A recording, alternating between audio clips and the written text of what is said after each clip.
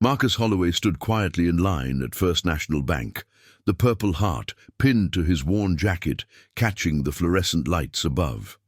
Behind him, conversations buzzed about mortgage rates and checking accounts, but Marcus remained focused on the simple task ahead, depositing his disability check. The medal on his chest wasn't for show. It was a reminder of the shrapnel that still lived in his left leg, a souvenir from Kandahar that made every step a conscious effort. Before we jump back in, tell us where you're tuning in from, and if this story touches you, make sure you're subscribed, because tomorrow I've saved something extra special for you. The bank manager, Trevor Blackstone, noticed Marcus from across the marble floor. His eyes immediately zeroed in on the medal, and something twisted in his expression. Blackstone had built his career on reading people, on spotting inconsistencies and fraud. In his mind, this scruffy man in faded jeans and a threadbare jacket didn't fit the image of a decorated veteran. Without hesitation, Blackstone marched across the banking floor, his polished shoes clicking against the marble with military precision. "Excuse me," Blackstone's voice cut through the ambient noise, loud enough to turn heads. "Take off that fake medal." The words hung in the air like a challenge thrown down in the center of a crowded arena. Every conversation in the bank lobby came to an abrupt halt.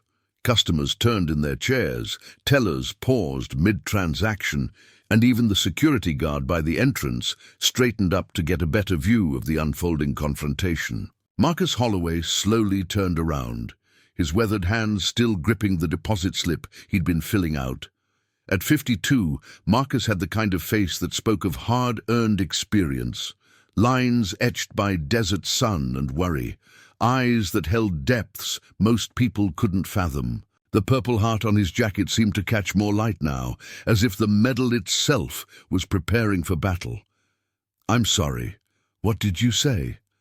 Marcus's voice carried the calm steadiness of someone who had faced far worse than an angry bank manager. Trevor Blackstone stepped closer, his chest puffed out with the authority of his position. At 38, Blackstone had never served a day in the military, but he'd watched enough movies to think he knew what a real soldier looked like. This man before him, with his slightly hunched shoulders and careful gait, didn't match the Hollywood image burned into his mind. "You heard me. That Purple Heart you're wearing, it's fake. I can spot stolen valor from a mile away, and I won't have it in my bank." Blackstone's voice carried across the marble floor, each word designed to humiliate and expose what he believed to be a fraud. The accusation hit the gathered crowd like a physical blow. An elderly woman near the customer service desk gasped audibly. A young mother instinctively pulled her child closer. The teenage bank teller at window 3 stopped counting bills, her fingers frozen mid-motion as she watched the drama unfold. Marcus felt the familiar weight of judgment settling on his shoulders. It wasn't the first time someone had questioned his service, and it probably wouldn't be the last. The problem with invisible wounds was that they didn't photograph well for skeptics. His traumatic brain injury didn't show up in casual conversation. The nightmares that still jolted him awake didn't announce themselves to strangers. The chronic pain that made him move carefully through the world was easily mistaken for laziness or deception. "Sir," Marcus began, his voice still level despite the fire building in his chest, "I earned this medal in Afghanistan. I have the documentation if you'd like to see it." Blackstone laughed, a harsh sound that echoed off the bank's high ceilings. "Documentation? Anyone can fake paperwork these days. Look at yourself. You think you look like a hero. Real veterans have pride in their appearance. They stand up straight. They command respect just by walking into a room." The crowd shifted uncomfortably. Some patrons began reaching for their phones, sensing that something significant was happening. Others looked away, embarrassed by the public spectacle, but unable to leave. Marcus had heard variations of this speech before. The assumption that trauma left people looking like action heroes instead of breaking them down in ways that couldn't be seen from the outside. He thought about explaining how the explosion that earned him the Purple Heart had also given him a traumatic brain injury that affected his balance and coordination. He could describe how the shrapnel in his leg made standing perfectly straight an exercise in constant pain management. He could talk about how PTSD had cost him 3 jobs and his marriage, leaving him with little money for the kind of wardrobe that apparently conveyed military authenticity to civilians. Instead, Marcus simply said, "I understand your concern about stolen valor. It's a real problem that hurts genuine veterans, but you're wrong about me. Am I?" Blackstone stepped even closer, now invading Marcus's personal space. "Tell me your unit. Tell me where you served. Give me details that only a real soldier would know." The challenge was issued like a gauntlet thrown down in medieval combat. Around them, the bank had transformed into an impromptu courtroom, with Blackstone as both prosecutor and judge. Marcus could feel dozens of eyes on him, waiting to see if he would rise to the challenge or crumble under the pressure. Marcus straightened as much as his damaged body would allow. When he spoke, his voice carried across the silent lobby with quiet authority. "I served with the 10th Mountain Division, 2nd Brigade Combat Team.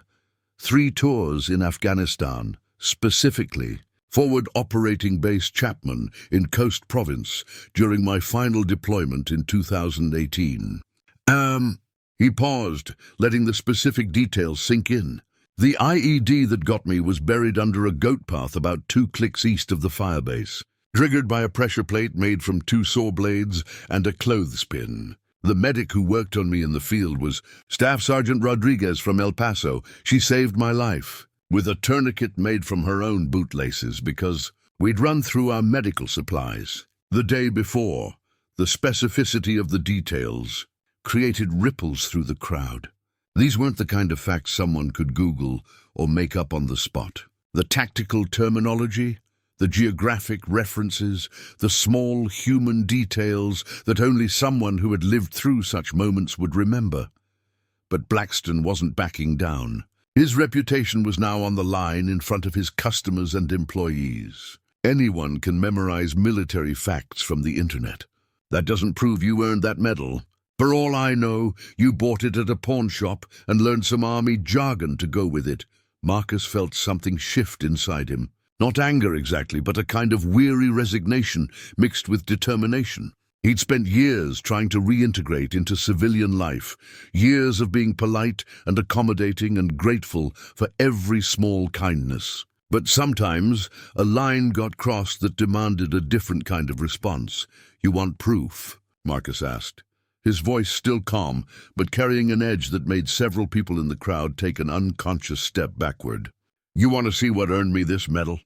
Without waiting for an answer, Marcus began rolling up the left leg of his jeans. The fabric bunched and folded as he revealed the scarred landscape of his calf and shin. The skin was a patchwork of surgical scars, puckered tissue, and discolored patches where metal fragments had been removed. In 3 places, small pieces of shrapnel were still visible just beneath the surface, permanent reminders of that day on the goat path. The silence in the bank became absolute. Even the ventilation system seemed to quiet down, as if the building itself was holding its breath. The elderly woman who had gasped earlier now had tears in her eyes. The young mother looked away, unable to process the reality of what Marcus had endured. "This is what it looks like when an improvised explosive device detonates 3 feet from your position," Marcus said, his voice carrying the weight of lived experience. "The doctors at Landstuhl Regional Medical Center removed 47 pieces of metal from my leg. These are the ones they couldn't get to without risking permanent nerve damage." He straightened up, letting his jeans fall back into place. "The Purple Heart isn't just for the visible wounds. It's for the traumatic brain injury that still affects my balance and concentration. It's for hearing loss from the blast. It's for the nightmares and the hypervigilance and the way I still instinctively scan every room I enter for potential threats." Marcus looked directly at Blackstone, who had gone very quiet. "You want to know what a real veteran looks like? We looked like people who've been broken and put back together with whatever materials were available. We looked like humans who've seen and done things that most people can't imagine. We don't all look like recruiting posters, and we don't all heal the same way. The bank manager's face had drained of color.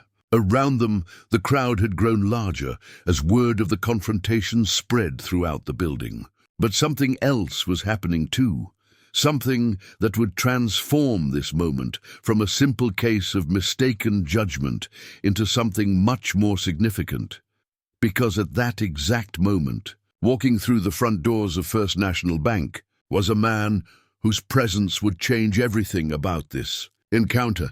The man who walked through the glass doors of First National Bank carried himself with an unmistakable, bearing that cut through the tension like a blade through silk. General William Crawford, recently retired from 43 years of service, wore a simple grey suit that somehow looked more commanding than any uniform. At 65, his silver hair was still regulation short, and his posture spoke of decades spent leading soldiers through impossible situations. Crawford had come to the bank for a routine matter, updating his account information after his retirement move to Denver. But the crowd gathered in the lobby, and the raised voices immediately caught his attention. Old habits died hard, and Crawford had spent most of his career walking toward problems instead of away from them. As he moved through the crowd, fragments of conversation reached his ears. Words like fake medal and stolen valor triggered an instant alertness that had been honed through decades of command responsibility. When he finally had a clear view of the confrontation, Crawford's trained eye immediately assessed the situation with military precision. He saw Trevor Blackstone first, red-faced, aggressive posture, civilian clothes that screamed middle management. Then his gaze shifted to Marcus Holloway, and something in the general's expression changed completely. The way Marcus stood despite obvious physical discomfort, the careful positioning that kept his back to a wall, the quiet dignity in the face of public humiliation. Crawford recognized these traits because he'd seen them in countless soldiers who'd given more than their fair share, but it was the Purple Heart on Marcus's jacket that stopped Crawford cold. Not because he doubted its authenticity, but because he'd learned to read the stories that such medals told. This wasn't some pristine decoration fresh from a supply closet. The ribbon showed the subtle fading that came from actual wear, and the medal itself had the kind of microscopic scratches that only came from years of careful handling by someone who understood its true value. Preparing and narrating this story took us a lot of time, so if you are enjoying it, subscribe to our channel. It means a lot to us. Now back to the story. Crawford had presented enough Purple Hearts to know the difference between ceremony and reality. This medal had been earned in blood and carried with honor. The general's arrival didn't go unnoticed. Several people in the crowd recognized him from local news coverage of his retirement ceremony just weeks earlier. Word began to spread in whispers. That's General Crawford, the one from Fort Carson. He was in charge of the whole division, but Crawford's attention was focused entirely on the confrontation between Marcus and Blackstone. He positioned himself where he could hear everything while remaining unobtrusive, his decades of intelligence training serving him well in this civilian environment. Blackstone, emboldened by what he perceived as crowd support and unaware of the general's presence, pressed his attack. I don't care about your sob story or your fake scars. I've seen plenty of wannabe soldiers try to cash in on real heroes' sacrifices. You people make me sick. The phrase "you people" hit the crowd like a physical slap. Even those who might have initially sympathized with Blackstone's skepticism began to shift uncomfortably.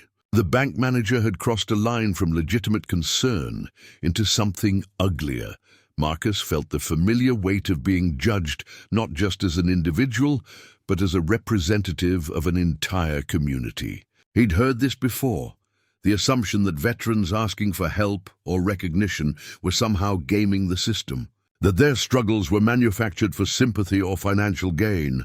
"Sir," Marcus said, his voice carrying a new edge of steel, "I'm not asking for your sympathy or your money. I'm simply trying to conduct my banking business with the same respect you'd show any other customer. Respect is earned, Blackstone shot back, and I don't see anything here worth respecting. Real veterans don't need to wave their medals around for attention. They have jobs. They contribute to society. They don't look like what? The new voice cut through Blackstone's tirade like a sword through tissue paper. Every head in the lobby turned toward General Crawford, who had stepped forward from the crowd. His tone carried the kind of authority that made hardened soldiers snap to attention. But there was something else underneath it, a cold fury that spoke of lines crossed and patience exhausted. Blackstone blinked, confused by this interruption from someone he didn't recognize. "I'm sorry, this is a private conversation between me and this gentleman here." Crawford's smile was winter thin. "Nothing's private when you're conducting it in the middle of a bank lobby, son. And I'm particularly interested in your expertise on what real veterans look like." The general's use of son wasn't affectionate. It was the kind of diminutive that career officers used when they were about to educate someone who had vastly overestimated their own authority. "I'm the manager of this bank," Blackstone said, puffing up with renewed confidence. "I have a responsibility to protect our institution from fraud and stolen valor." "This man is clearly what?" Crawford interrupted, stepping closer. "Clearly someone who served his country with honor. Clearly someone who's sacrificed more than you can imagine. Or clearly someone you've decided to humiliate in public based on your own ignorance." The crowd pressed closer, sensing that the dynamic had shifted dramatically. Phone cameras were now openly recording, capturing what was rapidly becoming a confrontation between authority and accountability. Blackstone's face flushed deeper. "And who are you to tell me how to run my bank? Just another customer who, General William Crawford, United States Army, retired." The words dropped into the silence like stones into still water. 43 years of service, including 6 combat deployments, and command of the 4th Infantry Division. And right now, I'm a witness to one of the most disgraceful displays of civilian ignorance I've ever seen. The effect was immediate and devastating. Blackstone's mouth opened and closed soundlessly, like a fish suddenly finding itself on dry land. Around them, the crowd buzzed with new energy as people processed the revelation that a general, a real general, had just stepped into the fight. Crawford turned his attention to Marcus, his demeanor shifting completely. "Soldier, what's your name and unit?"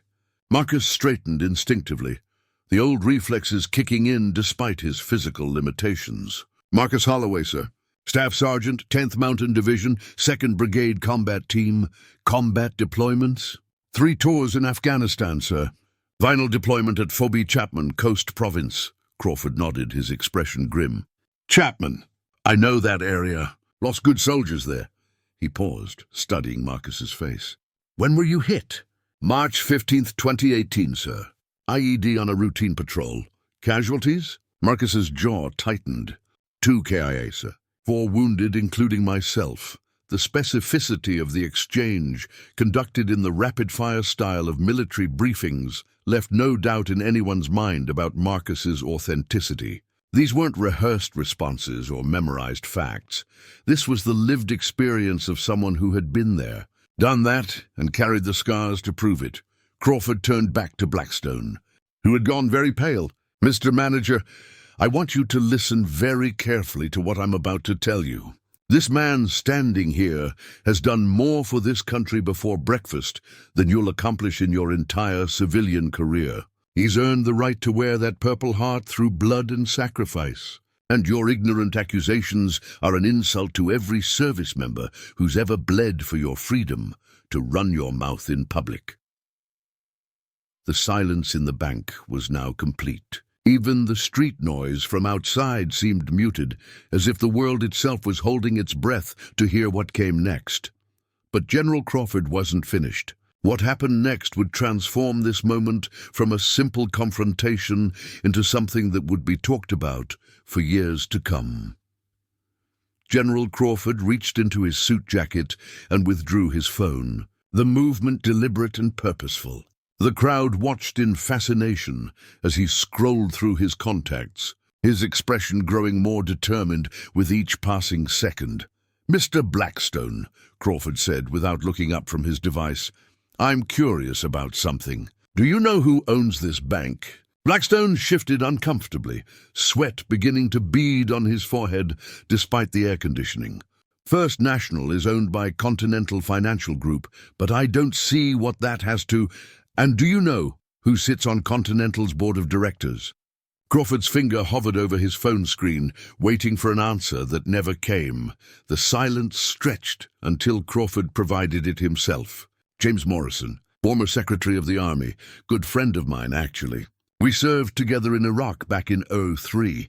He pressed the call button and put the phone to his ear. "I think Jim would be very interested to hear about how one of his managers treats combat veterans." Blackstone's face went from red to ashen in the span of a heartbeat. "Sir, please, I think there's been a misunderstanding. I was just trying to protect the bank from..." Crawford held up a hand for silence as his call connected. "Jim, Bill Crawford here. Yes, I'm doing well, thank you. Listen, I'm standing in one of your Denver branches right now, and I've just witnessed something that I think you need to know about immediately." The general's voice carried clearly across the lobby as he described the confrontation, his military precision turning the incident into a detailed after-action report. He spoke about Marcus's service record, the public humiliation, and Blackstone's increasingly aggressive behavior. With each sentence, the bank manager seemed to shrink smaller. Meanwhile, something else was happening in the crowd. People were pulling out their own phones, not just to record, but to research. Within minutes, social media posts were appearing with General Crawford's name attached. Local news stations were getting tips about a confrontation involving a high-ranking retired officer. The story was beginning to take on a life of its own. A young woman near the front of the crowd, who had been live-streaming the entire confrontation on her social media account, watched as her viewer count climbed from dozens to hundreds to thousands in real time. Comments were pouring in from veterans across the country who were sharing their own experiences with stolen valor, accusations, and civilian skepticism. Crawford finished his phone call and slipped the device back into his pocket. His expression when he looked at Blackstone was arctic. "Mr. Morrison was very interested in our conversation. He'll be calling your district manager within the hour. He specifically asked me to tell you that Continental Financial has a zero-tolerance policy for discrimination against service members." But the general wasn't done. He turned to address the crowd directly, his voice carrying the authority of someone accustomed to addressing large groups. "Ladies and gentlemen, I want you all to understand something important about what you've witnessed here today. This is what happens when civilians think they know better than the military about who deserves recognition and who doesn't." He gestured toward Marcus, who was still standing quietly, his purple heart catching the light. "Staff Sergeant Holloway here represents thousands of veterans who come home carrying invisible wounds that don't photograph well for skeptics.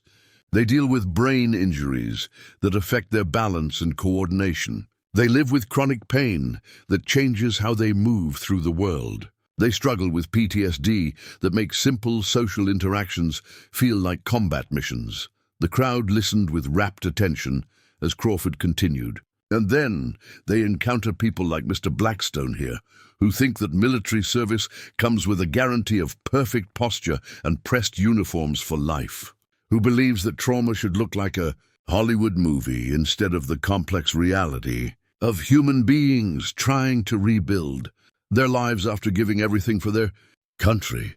A murmur ran through the gathered people as the general's words hit home. Several individuals in the crowd were veterans themselves, and they began nodding in recognition of experiences they'd faced in their own reintegration struggles. Blackstone made one last desperate attempt to salvage his position. "General, sir, I apologize if I was mistaken about this particular individual, but surely you understand my concern about stolen valor. It's a real problem that—" "Stop talking!" Crawford's voice cut through the excuse like a blade. "You weren't concerned about stolen valor. You were profiling a man based on his appearance and your own prejudices. There's a difference between legitimate verification and public humiliation. And you crossed that line the moment you decided to conduct your interrogation in front of an audience. The general pulled out his phone again, this time opening the camera app. Mr. Blackstone, I'm going to take your photograph. Not because I want to embarrass you, but because I want to remember your face. You see, I'm going to be speaking at veteran events across this state for the foreseeable future, and I'm going to tell this story every chance I get. I'm going to make sure that every service member in Colorado knows exactly what kind of reception they can expect at this branch of First National Bank. The threat was delivered with calm professionalism, but its implications were devastating. Blackstone's career prospects had just evaporated in real time, and everyone in the lobby knew it. But Crawford wasn't finished with his lesson. He turned back to Marcus and did something that stunned everyone present. The general came to attention and rendered a perfect military salute to the staff sergeant. "Thank you for your service, soldier. Your sacrifice is recognized and honored." Marcus, despite his physical limitations, straightened as much as he could and returned the salute with practiced precision. The moment stretched across the silent lobby, two warriors acknowledging each other across the divide of rank and circumstance. When Crawford finally dropped his salute, he addressed the crowd one final time. "Everyone here has just received an education in what real honor looks like." Staff Sergeant Holloway didn't ask for recognition or special treatment. He simply wanted to conduct his business with dignity. Instead, he was forced to expose his most private wounds to prove his worth to a man who has never risked anything more dangerous than a paper cut. The general's gaze swept across the faces staring back at him. "I want each of you to remember this moment. Remember what it looks like when someone confuses authority with wisdom. Remember what it costs our veterans to constantly prove their worth to a society that claims to support them, but often fails to understand them. And remember that the next time you see someone struggling, your first instinct should be compassion, not suspicion." Outside the bank, something extraordinary was beginning to happen. Word of the confrontation had spread through social media faster than wildfire, and people were starting to gather on the sidewalk. Veterans from across the Denver area were dropping what they were doing and heading toward First National Bank, drawn by a shared recognition of something they'd all experienced in one form or another. Inside the lobby, Crawford was preparing to deliver a final blow that would ensure this moment became legendary in the annals of civilian-military relations. But first, he had one more phone call to make, this one to someone who would guarantee that Blackstone's humiliation became a teachable moment for the entire banking industry. General Crawford's second phone call was to a number that would make Trevor Blackstone wish he had chosen him. Different career entirely. As the phone rang, Crawford's eyes never left the bank manager's increasingly panicked face. "Colonel Sarah Mitchell." "Bill Crawford here." "I need a favor, and I need it fast." Crawford's tone was businesslike, but carried an undercurrent of barely controlled fury. "I'm standing in a bank in downtown Denver where a combat veteran has just been publicly accused of wearing a fake Purple Heart. I need you to contact your friends at Channel 7 News immediately." Colonel Mitchell, who ran public affairs for the Colorado National Guard, had worked with Crawford on numerous occasions. Her response was immediate and decisive. Within minutes, she had dispatched news crews to First National Bank and begun coordinating with veteran advocacy groups across the state. But the real earthquake was happening outside. What had started as a few curious passers-by had evolved into something unprecedented. Veterans were arriving in cars, on motorcycles, and on foot. Some wore their dress uniforms, others came in work clothes with military patches still visible on their jackets. They came from construction sites and office buildings, from retirement communities and college campuses. Word had spread through the tight-knit veteran community with the speed of a tactical communication network. Social media posts were being shared thousands of times, tagged with hashtags like #McStandWithMarcus and Real Veterans. The live stream from inside the bank had reached over 50,000 viewers. with comments pouring in from veterans across the nation sharing similar experiences. Inside the bank, Blackstone watched through the floor-to-ceiling windows as the crowd outside grew larger and more organized. These weren't random protesters. They were forming up in loose military formations, their bearing unmistakably that of people who had served together in various capacities over the years. A heavy-set man in his 60s, wearing a Vietnam veteran's cap and walking with a cane, positioned himself directly in front of the bank's main entrance. He was joined by a young woman in marine dress blues, her ribbons indicating multiple combat deployments. Behind them, a group of bikers in leather jackets covered with military patches revved their engines in a synchronized display that sent vibrations through the building's windows. General Crawford noticed Blackstone's growing alarm and smiled grimly. "That's what solidarity looks like, Mr. Blackstone. When you attack one veteran's honor, you attack all of ours. These people understand something you clearly don't, that service to country creates bonds that civilian life can't break." The bank's other customers were now pressed against the windows, watching in amazement as the gathering outside took on the appearance of an impromptu military ceremony. Someone had brought a large American flag, which was being raised on a makeshift flagpole constructed from PVC pipe. Others had arrived with folding chairs and were setting up what appeared to be a temporary command post on the sidewalk. Marcus Holloway stood transfixed by the scene outside. In all his years of struggling with civilian life, dealing with skepticism and bureaucratic obstacles, he had never experienced anything like this level of public support. Veterans he had never met were taking time out of their day to stand with him against an injustice they all recognized. A young army captain in full-dress uniform approached the bank's entrance and was admitted by the security guard, who had long since abandoned any pretense of normal banking operations. The captain marched directly to General Crawford and rendered a crisp salute. "Sir, Captain Jennifer Walsh, Colorado National Guard. Colonel Mitchell sent me to provide liaison support. We have approximately 200 veterans assembled outside, with more arriving every few minutes. Local media is en route, and we're receiving inquiries from national news outlets." Crawford returned the salute and nodded approvingly. "Outstanding response time, Captain. Please coordinate with the senior NCOs outside to maintain good order and discipline. This is a peaceful demonstration of veteran solidarity, and I want it to stay that way." "Understood, sir." "We also have representatives from the VFW, American Legion, and Disabled American Veterans, requesting permission to address the crowd." The general's expression grew thoughtful. "Granted.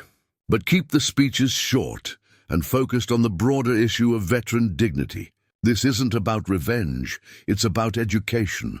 As Captain Walsh departed to carry out her orders, Crawford turned his attention back to Blackstone, who was now visibly trembling. The bank manager's world was collapsing in real time, and he knew it.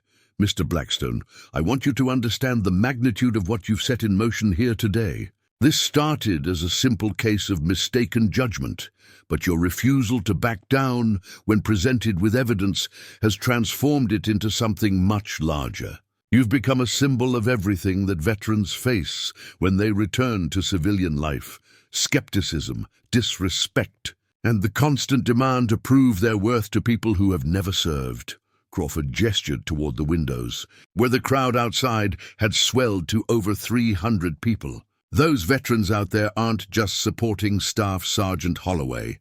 They're supporting every veteran who has ever been questioned, every service member who has been told their wounds aren't visible enough to be real, every soldier who has been made to feel like a fraud for needing help." The general's phone buzzed with an incoming call. He glanced at the screen and his expression hardened further. This would be the district manager calling. "I believe Continental Financial is about to have a very interesting conversation about their employee training programs." But before Crawford could answer the call, something happened outside that would transform this local incident into a national news story. A convoy of military vehicles, Humvees from the Colorado National Guard, pulled up to the bank. Soldiers in full combat gear dismounted and began establishing a security perimeter, not to contain the crowd, but to protect it from traffic. As more veterans continued to arrive, the sight of active-duty military personnel joining the demonstration sent a clear message that this was no longer just about one veteran's treatment at one bank. This had become a statement about civilian-military relations and the respect owed to those who had served their country. Inside the bank, other employees were beginning to distance themselves from Blackstone. Tellers whispered among themselves, several looking embarrassed to be associated with their manager's behavior. The security guard had moved to a position where he could keep an eye on both the crowd outside and Blackstone inside, clearly unsure where the greater threat lay. A news van from Channel 7 pulled up outside, followed quickly by crews from other local stations. Reporters began setting up their equipment, preparing to broadcast live from what was rapidly becoming the most significant veteran-related demonstration Denver had seen in years. General Crawford watched the media arrive with satisfaction. "Perfect timing," he said to no one in particular. Then he answered his ringing phone. General Crawford speaking. The voice on the other end of General Crawford's phone belonged to Richard Steinberg, Regional Vice President of Continental Financial Group, and his tone suggested that Trevor Blackstone's career was about to take a dramatic turn for the worse. "General Crawford, this is Richard Steinberg. I've just finished a very uncomfortable conversation with our board chairman, and I understand we have a serious situation developing at one of our Denver branches." Crawford's response was measured but firm. "Mr. Steinberg, what you have is a public relations catastrophe in the making. Your branch manager has publicly humiliated a decorated combat veteran based on nothing more than prejudice and ignorance. As we speak, there are over 300 veterans gathered outside your bank. National media is arriving, and this story is trending on social media platforms across the country." Through the bank's windows, the scene outside had taken on the appearance of a military parade ground. Veterans had organized themselves into formation by service branch, with clear lines of Army, Navy, Air Force, and Marine veterans. The discipline and precision of their organization stood in stark contrast to the chaos inside the bank, where normal operations had ground to a complete halt. A grizzled sergeant major in his 70s had assumed unofficial command of the demonstration, his voice carrying across the crowd as he called for attention. "Listen up, people. We're here to support our brother and to send a message about respect and dignity. We conduct ourselves with honor, just like we did in uniform. No shouting, no confrontation, just silent solidarity."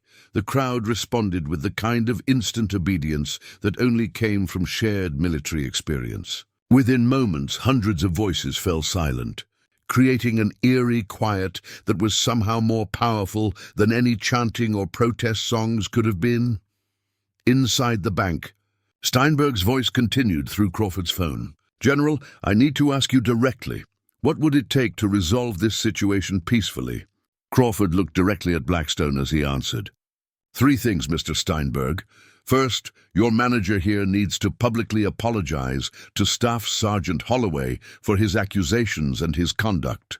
Second, Continental Financial needs to implement mandatory training for all employees about veteran issues and stolen valor laws. Third, this bank needs to make a substantial donation to a veteran support organization as a demonstration of good faith."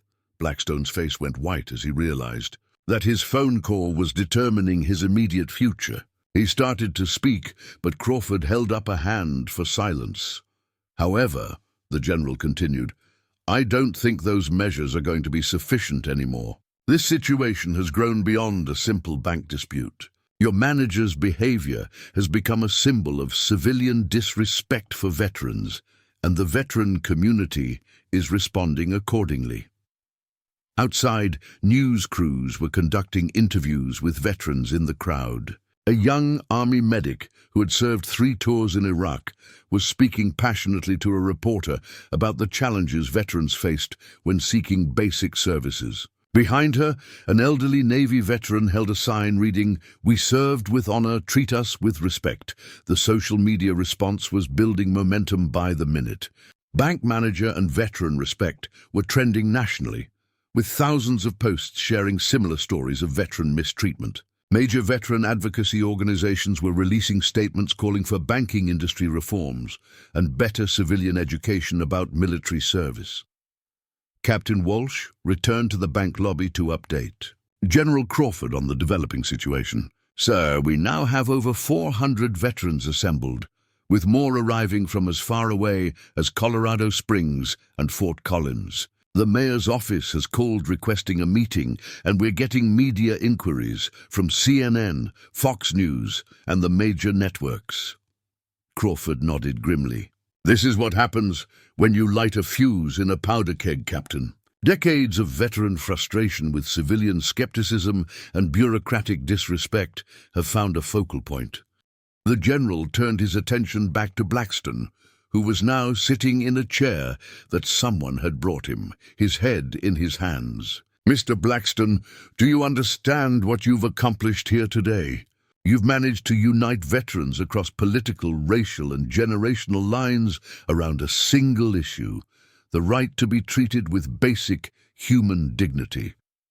Blackstone looked up with bloodshot eyes. "General, I swear I didn't mean for any of this to happen. I thought I was protecting the bank from fraud. I've seen news stories about stolen valor, and I thought you were smarter than the military at identifying our own people," Crawford interrupted. "You thought your civilian prejudices trumped actual evidence. You thought public humiliation was an appropriate investigative technique. A commotion outside drew everyone's attention to the windows. A black SUV with government plates had pulled up, and two men in dark suits were stepping out. Crawford recognized them immediately. Federal agents from the FBI's Stolen Valor Task Force, responding to what had undoubtedly been reported as a major incident. "This just got very interesting," Crawford muttered. He walked to the bank's entrance and stepped outside to meet the agents. Special Agent David Chen approached with his credentials displayed. "General Crawford?" "Agent Chen, FBI. We received reports of a stolen valor incident involving a large veteran gathering. Can you brief us on the situation?" Crawford's explanation was concise and professional, laying out the facts without editorial comment. As he spoke, Agent Chen's expression grew increasingly grim. His partner, Agent Rodriguez, was taking notes and photographing the massive veteran gathering with obvious concern. "General, based on your assessment, do you believe the veteran in question is legitimate?" Agent Chen asked. "Agent Chen, I've commanded tens of thousands of soldiers over 4 decades. Staff Sergeant Holloway is genuine. His service record can be verified through proper channels, but more importantly, his bearing, his knowledge, and his visible wounds all confirm his story. This was a case of civilian ignorance, not stolen valor." The agents exchanged glances. Cases of false stolen valor accusations were becoming increasingly common, often driven by civilian misunderstanding of what military service actually looked like. These cases were particularly problematic because they undermined legitimate investigations while traumatizing genuine veterans. Agent Rodriguez stepped forward. "General, we're going to need to interview the bank manager and review any security footage of the incident.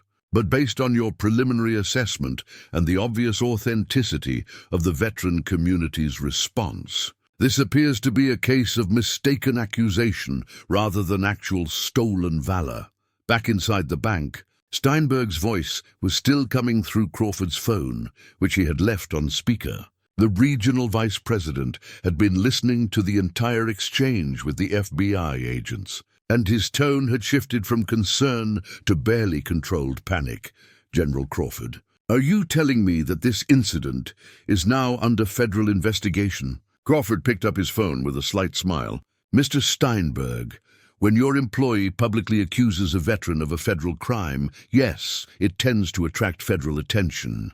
The FBI takes stolen valor seriously, which means they also take false accusations of stolen valor seriously." The implications were staggering. What had started as a simple banking transaction had escalated into a federal case study in civilian-military relations, complete with FBI involvement, national media attention, and the largest veteran demonstration Denver had seen since the Vietnam War protests. The moment that would define the entire confrontation came when Marcus Holloway himself stepped forward and did something that no one expected. He approached Trevor Blackstone, who was still slumped in his chair, devastated by the realization of what his actions had unleashed. "Mr. Blackstone," Marcus said quietly, his voice cutting through the tension in the lobby, "I need to tell you something." Blackstone looked up, his eyes red with exhaustion and stress. The entire crowd, including General Crawford and the FBI agents who had returned inside, turned their attention to the veteran whose quiet dignity had started this entire chain of events. "6 months ago, I was where you are right now," Marcus continued, his words measured and deliberate. "Not in your exact situation, but in a place where I had made a terrible mistake based on assumptions and fear. I accused a homeless veteran outside the VA hospital of being a fraud because he didn't look like what I thought a soldier should look like." The admission hung in the air like a confession in church. Marcus had everyone's complete attention as he continued his story. "Turns out, the man I accused was a Medal of Honor recipient from Vietnam who had been living on the streets for 30 years, battling demons I couldn't imagine. He never said a word in his own defense, just walked away while I stood there feeling righteous and justified."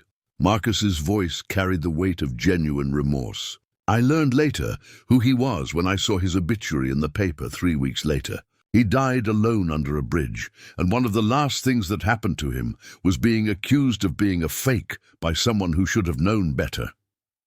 The silence in the bank was absolute. Even the noise from the crowd outside seemed to fade as Marcus's story sank in. "That's when I learned that trauma doesn't have a uniform, Mr. Blackstone. It doesn't follow the rules we think it should. It breaks people in ways that don't always make sense to those of us watching from the outside."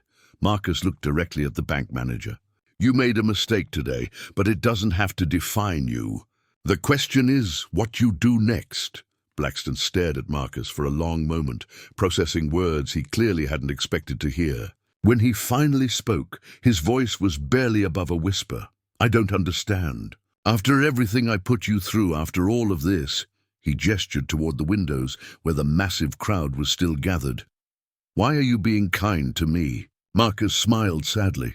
"Because someone needs to break the cycle. Because anger and humiliation don't teach anything except more anger and humiliation. Because I've been where you are, and I know that shame can either destroy you or change you. Your choice." General Crawford watched this exchange with growing respect for the staff sergeant's character. He had seen plenty of soldiers demonstrate physical courage under fire, but moral courage in the face of public vindication was far rarer.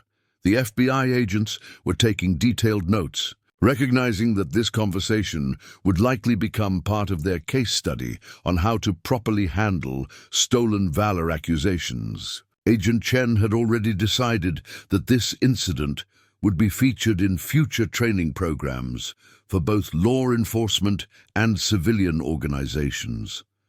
Outside, the crowd had noticed the change in atmosphere inside the bank. The demonstration had evolved from protest to vigil, with veterans sharing their own stories of challenging reintegration experiences. News crews were capturing testimonials that would air on evening broadcasts across the nation, each story adding another layer to the complex narrative of veteran-civilian relations.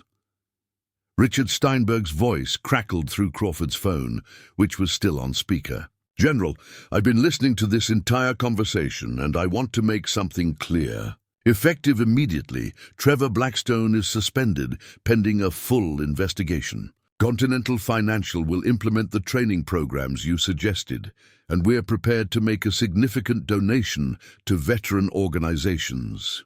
But Steinberg wasn't finished. "More importantly, we want to hire Staff Sergeant Holloway as our regional veteran liaison, with a starting salary of $80,000 and full benefits. His job would be to help us create policies that ensure no veteran ever faces this kind of treatment at any of our branches again. The offer struck the lobby like a thunderbolt. Marcus stood frozen, his mouth slightly open, processing an opportunity that would transform his life. After years of struggling with unemployment and bureaucratic obstacles, he was being offered a position that would not only provide financial security, but give meaning to his traumatic experience. General Crawford smiled for the first time since the confrontation began. "Mr. Steinberg, that's exactly the kind of leadership this situation requires. Staff Sergeant Holloway, what do you say?" Marcus looked around the lobby at the faces watching him expectantly. The FBI agents, the bank employees, the customers who had witnessed his humiliation and vindication. General Crawford, with his unwavering support, all waiting for his answer. "I accept," Marcus said simply. "But I have one condition. Mr. Blackstone gets to keep his job, with the understanding that he becomes my first trainee in the new program.